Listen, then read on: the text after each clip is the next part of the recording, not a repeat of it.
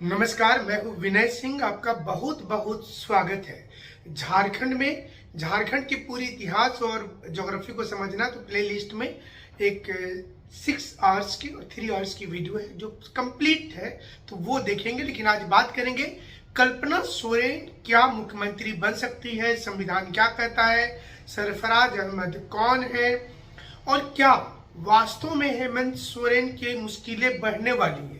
और हेमंत सोरेन अगर कल्पना सोरेन को आगे करते हैं तो क्या ये मामला सुप्रीम कोर्ट जाएगा। और इससे भी बड़ा सवाल ये है कि सब मिलाकर के अगर सरकार सुप्रीम कोर्ट की बात को भी नहीं मानती है तो आगे क्या कुछ होगा। 164 नंबर आर्टिकल क्या कहता है, गवर्नर क्या मान जाएंगे। इस समय सबसे ज्यादा चर्चा है इसलिए क्योंकि वर्तमान में गांडे क्षेत्र के जो विधायक हैं उन्होंने इस्तीफा दे दिया और इस्तीफा का साफ तौर पर कारण ये बताया गया है कि अब जो है वो तो इस्तीफा दिए हैं, लेकिन राजनीतिक हलकों में चर्चा है कि कल्पना सोरेन को आगे किया जा सकता है। आपके दिमाग में ये आ रहा होगा कि कल्पना सोरेन एसटी सीट से क्यों नहीं लड़े, हेमंत सोरेन ही इस्तीफा देकर के उनको जितवा सकते थे। और 1 जनवरी का तिथि क्यों चुना गया, क्या इसके पीछे की रणनीति होगी। कल्पना सोरेन को झारखंड में एसटी सीट नहीं मिलेगा क्योंकि वो मयूरभंज से हैं, उड़ीसा से हैं और दूसरे राज्य के एससी एसटी को झारखंड में एसटी अथवा एससी का दर्जा नहीं दिया जाता है, इसलिए उनको रिजर्वेशन नहीं दिया जाएगा। तो ये जनरल सीट से ही वो चुनाव लड़ेंगी और यही कारण है कि गांडे विधानसभा को चुना गया है। तकरीबन 2,69,000 वोटर हैं। पिछले चुनाव में 1,87,000 वोटर ने वोट दिया था, जिसमें लगभग अगर देखें तो 77,000 के आसपास वोट आया था सरफराज अहमद को।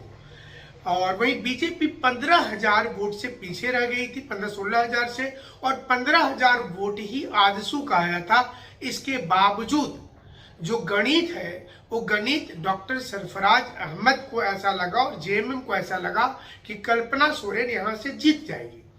संविधान का अनुच्छेद 164 का 1 अगर देखेंगे तो इसमें साफ तौर पर कहा गया है कि गवर्नर मुख्यमंत्री पद की शपथ दिलवाते हैं और मुख्यमंत्री के कहने पर अन्य जो विधायक है उनको मंत्री की शपथ वो दिला सकते हैं।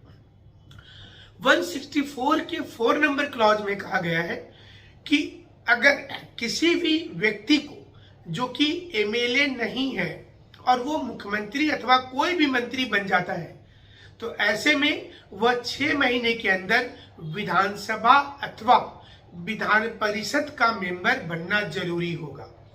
बिहार में राबड़ी देवी का मामला आपको याद होगा, जहां पर उन्हें विधान परिषद का मेंबर बना दिया गया था। विधान परिषद झारखंड में नहीं है इस समय में, इसलिए कल्पना सोरेन अगर मुख्यमंत्री बन जाती हैं तो 6 महीने तक तो रह सकती हैं, लेकिन उन्हें 6 महीने के पहले ही उनको चुनाव जीतना पड़ेगा। वर्ष 2009 का केस याद होगा जिसमें शिबू सोरेन को मुख्यमंत्री बना दिया गया था, लेकिन वो तमाड़ वाला विधानसभा का उपचुनाव हुआ था जिसमें राजा पीटर ने उन्हें हरा दिया था। उस समय शिबू सोरेन को रिजाइन करना पड़ा था, तो ये भी आपको फैक्ट जरूर पता होगा।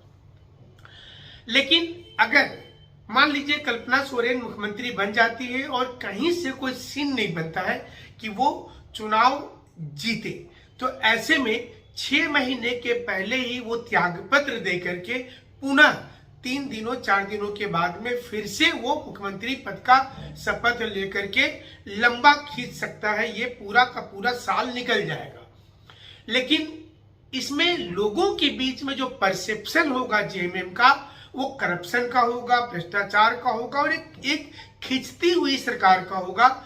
इसलिए जेएमएम 2 बार कल्पना सोरेन को शपथ दिलाने का रिस्क नहीं लेगी। सवाल यह भी उठ रहा है कि गांडे विधानसभा को क्यों चुना गया, इस पर बात करेंगे। लेकिन अगर मान लीजिए कल्पना सोरेन को बना दिया गया तो एक 2019 का ही महाराष्ट्र का एक जजमेंट है कोर्ट का, जिसमें हाईकोर्ट ने कहा था कि अगर कहीं पर विधानसभा का चुनाव आने वाले निकटतम 1 साल की अवधि में बच गया है। 1 साल 15 दिन भी अगर हो गया है तो ऐसे में वो विधानसभा चुनाव के समय में ही उस सीट में डिक्लेरेंस होगा, बीच में नहीं होगा।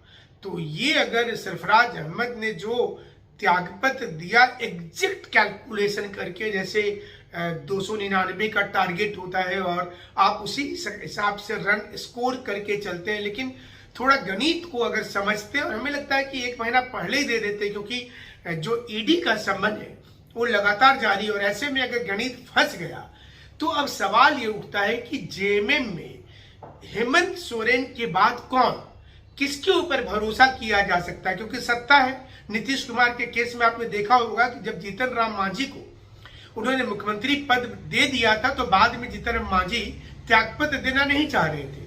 तो यहाँ पर हेमंत सोरेन जी के लिए बड़ा दिक्कत का बात हो जाएगा अगर वो अपने किसी भी विधायकों में से करीबी को अगर वो मुख्यमंत्री पद दे दे इस समय में, चूंकि जो सिटिंग एमएलए है, क्योंकि ये सवाल भी उठेगा कि कल्पना सोरेन ही क्यों, क्योंकि इतने जेएमएम में कदावर लोग हैं, और बीजेपी इसको मुद्दा बनाएगी कि देखो हमने एक आम आदमी को मुख्यमंत्री पद दे दिए हैं अलग अलग राज्यों में, लेकिन जेएमएम को अगर बनाना था तो एक कदावर नेता को बना देते हैं। उसमें बहुत सारे लोग हैं जो लाइन में हैं, और इस समय में सरफराज अहमद से जो भी डील हुई है, चर्चा है कि राज्यसभा में भेजे जाएंगे। पहले तो कांग्रेस में थे ही, बाद में जेएमएम में आए, तो कांग्रेस भी विरोध नहीं करेगी उनका। ये तमाम चीजें हैं, लेकिन ये जो कटोल सीट का जो जजमेंट है, जिसमें ये बोला जा रहा है कि नया इलेक्शन नहीं होगा, और ये मामला अगर सुप्रीम कोर्ट चला गया और वहां से फिर जजमेंट आ गया तो भारी दिक्कत हो सकता है। लेकिन जल्दी से आपको बता दें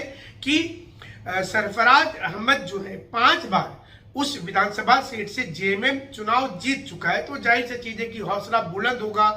मार्जिन अगर देखेंगे पिछले चुनाव में तो तकरीबन 5% का स्विंग था जेएमएम की ओर में, और ये जेएमएम को लगता होगा कि करिश्मा बरकरार रह जाएगा। तो 1,87,000 वोटर थे, जिसमें अगर थोड़ी सी बात की जाए तो सरफराज अहमद को 65,000, और इसके बाद जो बीजेपी के जयप्रकाश कुमार थे उनको 56,000 और आजसू 15,000। तो आप देखिए 15,000 का मार्जिन होगा यहाँ पर, और वो 15,000 अगर आजसू वाला इधर चला गया, 15,000 भी मार्जिन नहीं है, सही मायने में 8-9 हजार है, तो बहुत बड़ी दिक्कत होगी। रिस्क तो लिया है, लेकिन ये भी समझना होगा कि ये सब के बीच में कि क्या जेएमएम इस पूरे मसले को क्या अपने पक्ष में कर पाएगी, क्योंकि अगर इन दिनों जेएमएम के जो कप्तान हैं वो पूरे गांव-गांव जा रहे हैं, एक प्रकार से अपनी चीजों को रख रहे हैं कि उनको परेशान किया जा रहा है। और हेमंत सोरेन, जैसे हमने पिछली वीडियो में बताया था कि हेमंत सोरेन जो है वो चाहेंगे कि उनकी अगर अरेस्टिंग हो जाती है, मतलब जानबूझ करके थोड़ा डिले भी कर रहे हैं, क्योंकि उससे एक माइलेज लेना चाहेंगे। उनको पता है कि आने वाले चुनाव में एंटी इनकम्बेंसी होगा। वीडियो अच्छा लग रहा हो तो लाइक जरूर से कीजिएगा। तो एंटी इनकम्बेंसी को दूर करना चाहेंगे, तो आप नया मुख्यमंत्री कल्पना सोरेन को देख सकते हैं, लेकिन कई कानूनी चैलेंज है। और जेएमएम में कांग्रेस में कोई बहुत बड़ा उलटफेर नहीं होता है, जैसे बीजेपी कि लास्ट मोमेंट तक पता नहीं चल पाता कि सीएम कौन होगा। यहाँ पे सब कुछ पहले से पता रहता है कि कोई परिवार का व्यक्ति होगा और सबसे करीबी व्यक्ति होगा। आप देखे होंगे आरजेडी में जब इस प्रकार की घटना हुई थी तो लालू यादव ने किसी के ऊपर विश्वास नहीं करके सीधा राबड़ी देवी के ऊपर किया था। तो ये ऑब्वियस है यहाँ पर कि कल्पना सोरेन फर्स्ट चॉइस है यहाँ पर हेमंत सोरेन जी का। और अगर संवैधानिक दिक्कत आएगा तो फिर ये समस्या बड़ा हो जाएगा। हालांकि लोगों के बीच परसेप्शन होता जा रहा है कि सरकार में देखो इतना भ्रष्टाचार है कि लगातार छापेमारी हो रही है। तो ये सारी चीजें हैं, और इसलिए मतलब नए साल में जो पहला सप्ताह चल रहा है वो राजनीति से भारी उथल पुथल है। और रांची में कंप्लीट इस समय में तापमान आप बोलेंगे तो बढ़ गया राजनीतिक वाला, और सभी लोगों के अब दिमाग में यही चल रहा है कि क्या हेमंत सोरेन इस्तीफा दे रहे, इस्तीफा देंगे तो वारिस किसे बना देंगे, और अगर कल्पना सोरेन को चुनते हैं तो ये प्रकार का संवैधानिक दिक्कत ये आएगा ही। तो हमारे साथ आप इसी प्रकार से बने रहिएगा। एग्जाम्स का पर इसका असर क्या होगा जरूर से सोच रहे होंगे आप। तो थोड़ा डिले हो जाएगा एग्जाम। अगर ये राजनीतिक समीकरण चेंज होता है तो निश्चित रूप से एग्जाम डिले होगा। जो स्टूडेंट्स तैयारी कर रहे हैं उनको थोड़ा सा यहाँ पर दिक्कत लगेगा। जिस प्रकार से यहाँ का गणित चल रहा है कि कल्पना सोरेन बनेगी और फिर संवैधानिक चेंजिंग आ जाएगा, कैबिनेट में भी फेरबदल हो सकता हो जाए और आंदोलन भी शुरुआत हो जाएगा, तो एग्जाम्स पर इसका असर पड़ जाएगा। एग्जाम थोड़ा टल करके आगे जाएगा। ऐसे भी सहायक आचार्य तो हो ही नहीं पाएगा और हमें लगता है जैसे सीजीएल पर भी थोड़ा सा खतरा आ जाएगा। ये सब कुछ होने वाला है। एक सप्ताह बहुत है इस पूरे घटनाक्रम के लिए। तो ये आप हमारे साथ रहिएगा। स्टूडेंट्स के लिए अगर ऐसा होता है तो बहुत बड़ा सेटबैक होगा और ये दुर्भाग्य होगा झारखंड का कि यहाँ पर एग्जाम जब होने वाला होता है तो कुछ ना कुछ राजनीतिक समीकरण जो है वो चेंज होने